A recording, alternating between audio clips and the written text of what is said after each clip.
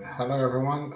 Today we'll examine the Colgan's Air Flight 3407 and analyze how the role of human factor played in this tragic event. My name is Nash Francis, by the way, and I'll guide you through this lesson as part of Aviation 572.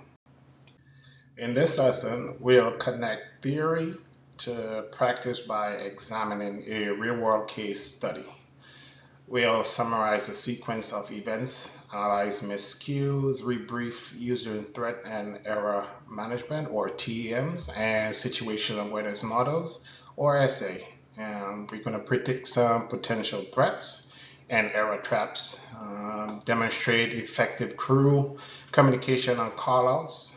These objectives align with our overall course goal of applying human factor principles to multi-engine operations. The Colgan Air Flight 3407 was a scheduled passenger flight operating a Bombardier Dash 8 Q400 on February 12, 2009. The flight stalled and crashed while on approach to Buffalo, New York, killing 50 people in total. The NTSB identified human factors such as fatigue, communication failures, and inadequate training as major contributors to this accident. So this case is widely used to highlight the dangers of human error in aviation.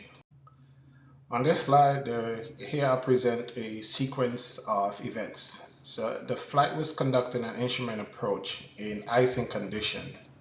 The autopilot was engaged, making the aircraft declining airspeed, masking the aircraft's declining airspeed, to be more specific.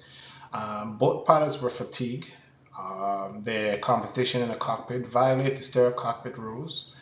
When the stick shaker activated the warn of impeding stall, the captain himself pulled back the control column instead of lowering the nose, which made the stall worse.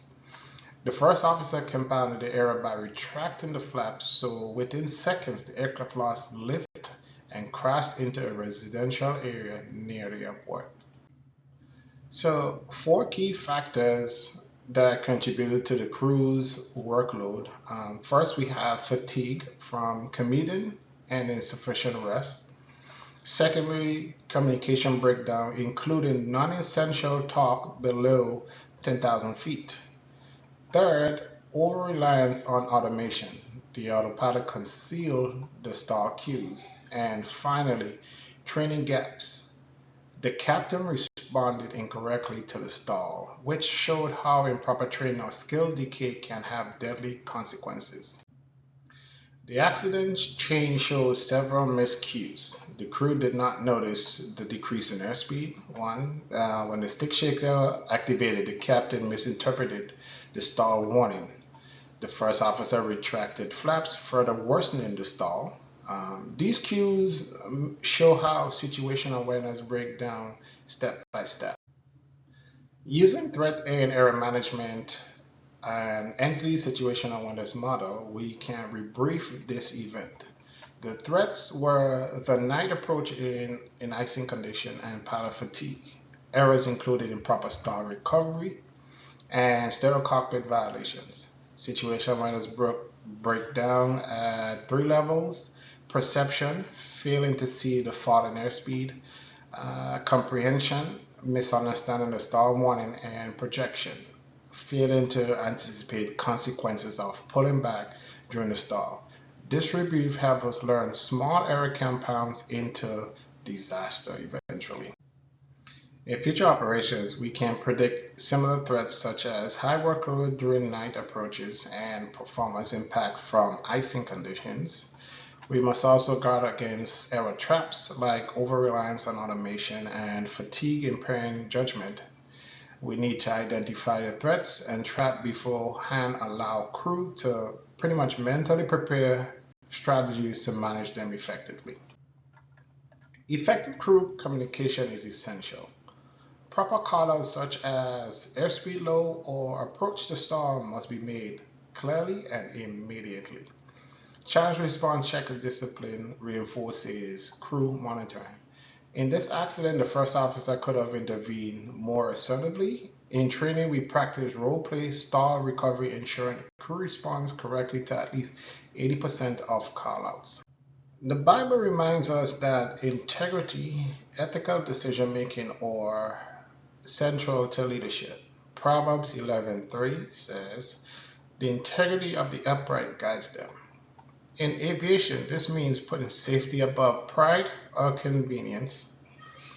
The servant leadership calls pilots to rest properly, communicate openly, and put the well-being of passengers and crew above personal comfort or shortcuts.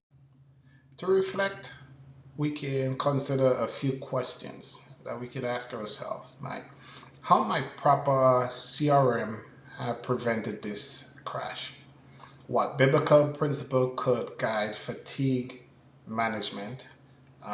Which human factor was most critical in this accident? If you were the first officer, how could you have intervened differently? These questions will help you apply lessons to your own roles in aviation. In summary, the Kogan Air 34-7 crash illustrates how fatigue, situational awareness breakdown, and poor CRM can combine into a deadly chain of events. By applying TEMs, practicing sound communication, and following biblical leadership principles, we can prevent similar tragedies and improve aviation safety. Remember, human factor awareness is not optional, it is essential for flight safety.